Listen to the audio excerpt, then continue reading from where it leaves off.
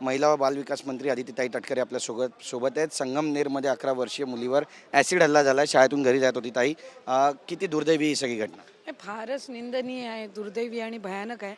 मी काही वेळापूर्वीच ज्यावेळेला मला त्या संदर्भातली माहिती मिळाली त्यावेळेला मी तिथल्या पोलीस अधीक्षकांसोबत सुद्धा तातडीने संपर्क साधला।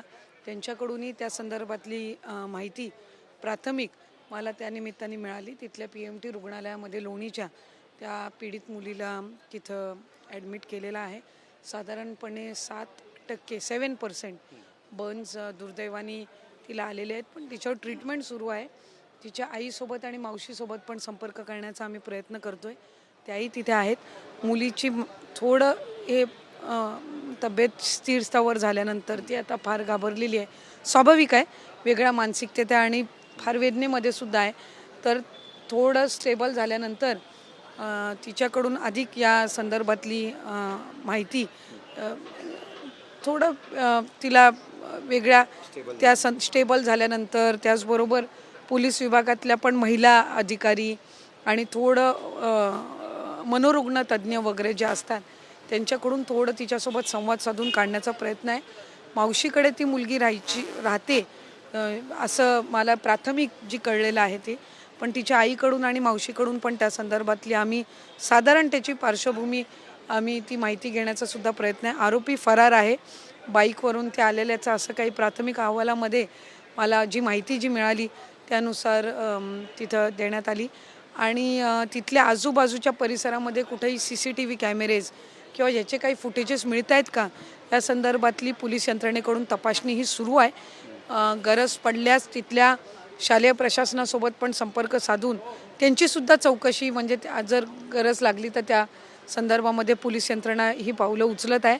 त्याच्यामुळे आरोपी जो फरार आहे तो पोलिसांच्या ताब्यात लवकरात लवकर व्हावा आणि कडक कारवाई त्याच्यावर केली जावी या संदर्भातली जी ठोस पावलं आहेत ती तिथल्या स्थानिक पोलीस यंत्रणेकडून सुरू आहेत। ताई, ॲसिड हल्ला होतो त्यावेळी अत्यंत कुरूप महिला होऊन जातात आणि त्यामुळे या समाजामध्ये महिलांना पाहण्याचा जो दृष्टिकोन आहे तो बदलावा, यासाठी पण प्रयत्न करायला हवे। नाही, 100% आम्ही विभागाकडून मनोधैर्य योजना जी आहे ती खरं तर दुर्दैवी आहे की त्या योजनेअंतर्गत आम्हाला अशा पीडित म्हणजे ह्यांना म्हणजे असे हल्ले होऊच नये हा खरं तर पहिला एक प्रयत्न असला पाहिजे।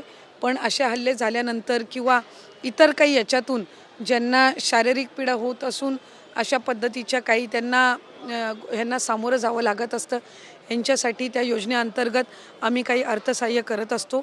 याच्या वयोगटामध्ये सुद्धा आता आम्ही बदल केलेला आहे।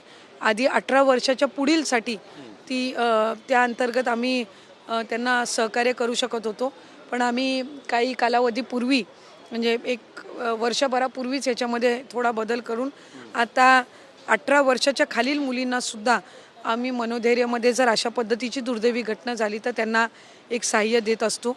आणि ॲसिड अटॅक याचा उल्लेख आधी त्याच्यामध्ये नव्हता, त्याचाही अंतर्भाव या योजनेअंतर्गत करण्यात आलेला आहे। आणि त्याच्यातून आम्ही तिथल्या स्थानिक प्रशासनाला आम्ही सूचना दिलेल्या आहेत की मनोधैर्यमधून त्या पीडित जी मुलगी आहे तिला आणि तिच्या कुटुंबाला अर्थसहाय्य केलं जाईल। तिला चांगली ट्रीटमेंट म्हणजे उपचार हे तिथल्या हॉस्पिटलमधून देण्यात येण्याच्या संदर्भामध्ये सुद्धा आम्ही त्या ठिकाणी संपर्क ठेवून आहोत। त्यामुळे तिला न्याय मिळावा यासाठी अगदी टोकाचा प्रयत्न हा महिला व बालविकास विभाग आणि गृह विभाग आणि शासनाकडून केला जाईल। शेवटचा प्रश्न आहे, विरोधक याचं पण राजकारण करतात असं म्हणावं का? कारण ते म्हणतात की राज्यामध्ये महिला सुरक्षेचा प्रश्न ऐरणीवर आलेला आहे, कायदा सुव्यवस्था राहिली नाही आहे। नाही, खरं तर हा अतिशय निंदनीय आणि दुर्दैवीच प्रकार आहे। आणि 11-12 वर्षाची ती मुलगी आहे, असंही नाही की काही असे वेगवेगळ्या वेळेला ज्यावेळेला ॲसिड अटॅक होत असतात, ही विकृत मानसिकता आहे। आणि या विकृत मानसिकतेच्या विरोधात सगळ्यांनी त्या ठिकाणी एकवटून पावलं उचलणं गरजेचं आहे। याच्यामध्ये विरोधक असो, सत्तेतले असो, शेवटी या मानसिकतेचा आपण विरोध करणं हे मला वाटतं त्या ठिकाणी गरजेचं आहे। आणि आत्ता सध्याच्या परिस्थितीमध्ये तिच्या कुटुंबाला आधार देणं आणि ती जी 11-12 वर्षाची पीडित मुलगी आहे तिला या ह्याच्यातून बाहेर काढणं हे मला वाटतं पहिलं त्या ठिकाणी पहिलं प्राधान्य दिलं गेलं पाहिजे आणि त्याचबरोबर तो आरोपी पकडला गेला पाहिजे आणि त्याला कडक शिक्षा झाली पाहिजे. तर या दृष्टिकोनातून आपण जे काही करणं आहे ते मला वाटतं आत्ता सध्याच्या घडीला आरोप प्रत्यारोपांपेक्षा जास्ती गरजेचं आहे. शेवटी आत्ता त्या कुटुंबाला गरज आहे ती म्हणजे आणि त्या मुलीला ती म्हणजे आपल्या आधाराची आणि आपल्या साथीची आणि त्या पद्धतीनं जे काही त्या कुटुंबाला सहकार्य आणि त्या मुलीच्या आयुष्य तिचं साधारणपणे दुर्दैवाने ज्या आता वळणावर आहे ते जास्तीत जास्त पूर्वपदावर आणण्याच्या दृष्टिकोनातून तिच्यासाठी जे करता येईल त्या दृष्टिकोनातून शासन म्हणे आम्ही त्यांच्यासोबत उभे आहोत. धन्यवाद आमच्याशी बातचीत केल्याबद्दल. तर आपल्याला पाहतोय महिला आणि बालविकास मंत्री अदितीताई तटकरे यांनी आपली बाजू मांडलेली आहे आणि त्यासोबतच यामध्ये कुणी राजकारण करता कामा नये, विरोधकांनी सुद्धा एकत्र यावं आणि या विकृतीचा विरोध करावा असं स्पष्टपणे नमूद केलेलं आहे. एकंदरीतच या प्रकरणाबाबत आता विरोधकांची उद्या नेमकी भूमिका काय असणार आहे हे सुद्धा पाहणं तितकंच महत्त्वाचं ठरेल. कॅमेरा पर्सन रोहन पवारसह गिरीश गायकवाड, TV9 मराठी, मुंबई.